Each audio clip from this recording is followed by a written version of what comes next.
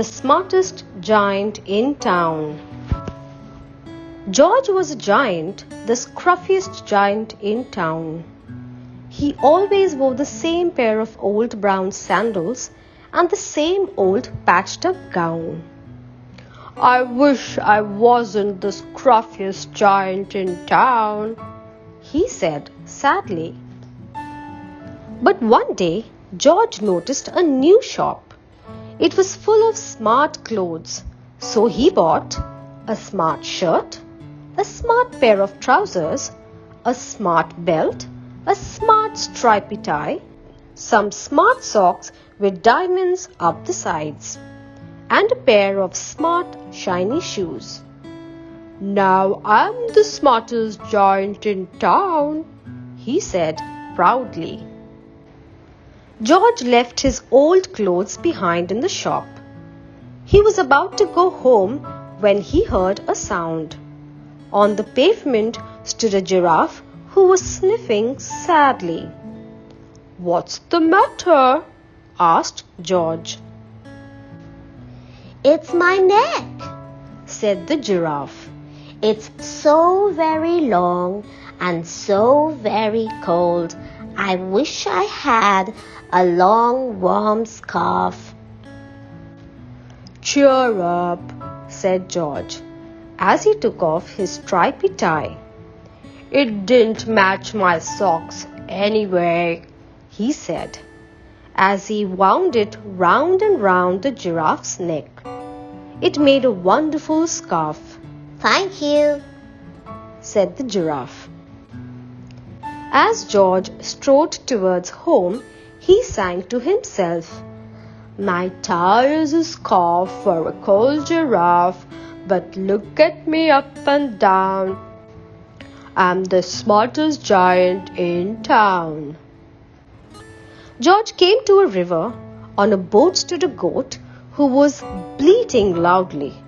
"What's the matter?" asked George. "It's my sail," said the goat. "It blew away in a storm. I wish I had a strong new sail for my boat." "Cheer up," said George, as he took off his new white shirt. "It kept coming untucked anyway," he said, as he tied it to the mast of the goat's boat. It made a magnificent sail. "Thank you," said the goat. George strode on, singing to himself, "My tie is a scarf for a cold giraffe, my shirt's on a boat as a sail for a goat. But look at me up and down.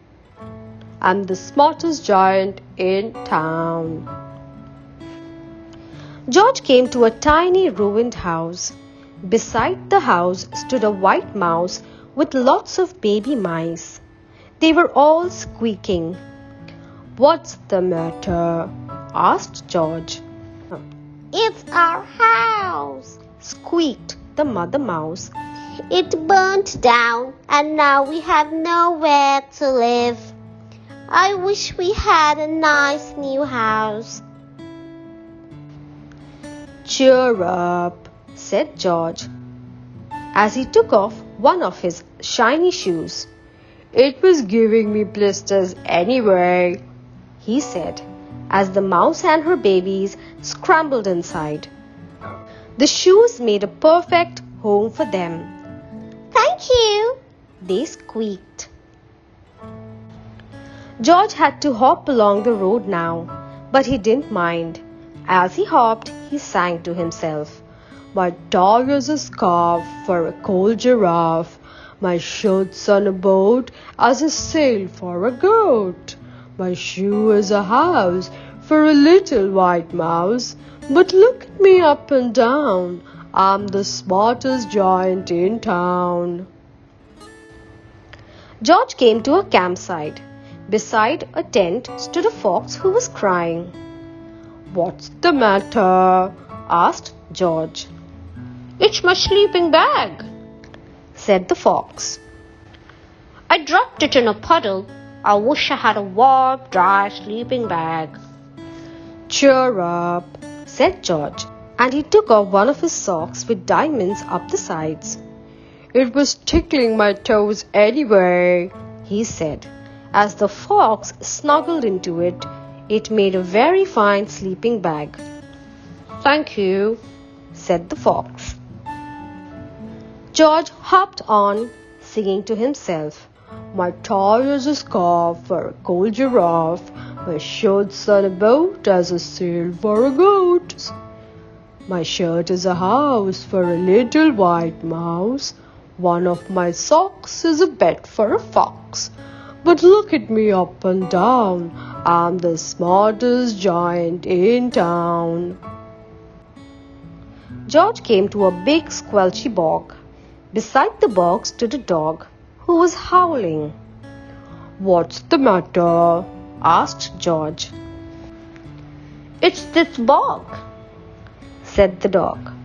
I need to get across, but I keep getting stuck in the mud. I wish there was a safe, dry path. Cheer up, said George. He took off his smart new belt. It was squashing my tummy anyway, he said. As he laid it down over the bog, it made an excellent path. Thank you, said the dog. The wind started to blow, but George didn't mind. He hopped on, singing to himself. My tie is a scarf for a cold giraffe. My shirt's on a boat as a sail for a goat. My shoe's a house for a little white mouse. One of my socks is a bed for a fox. My belt helped a dog who was crossing a bog. But my trousers are falling down. I'm the coldest giant in town. Suddenly George felt sad and shivery and not at all smart.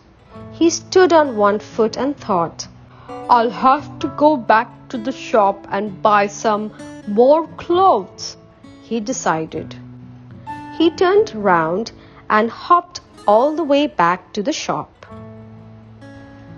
But when he got there, it was closed. Oh no, cried George.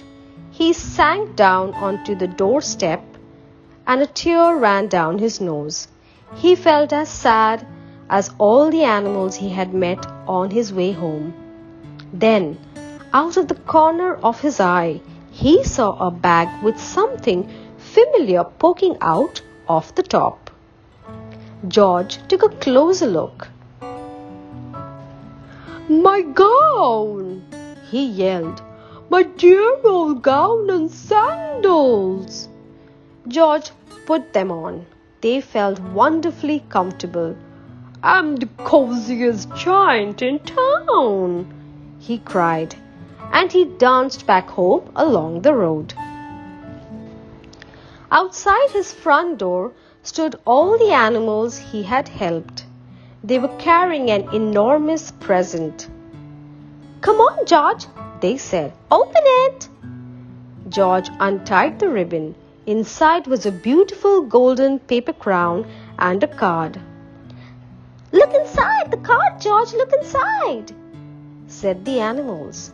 George put the crown on his head and opened the card. Inside it said, Your tie is a scarf for a cold giraffe. Your shirt's on a boat as a sail for a goat. Your shoe is a house for a little white mouse. One of your socks is a bed for a fox. Your belt helped a dog who was crossing a bog. So here is a very fine crown to go with the sandal and gown of the kindest giant in town.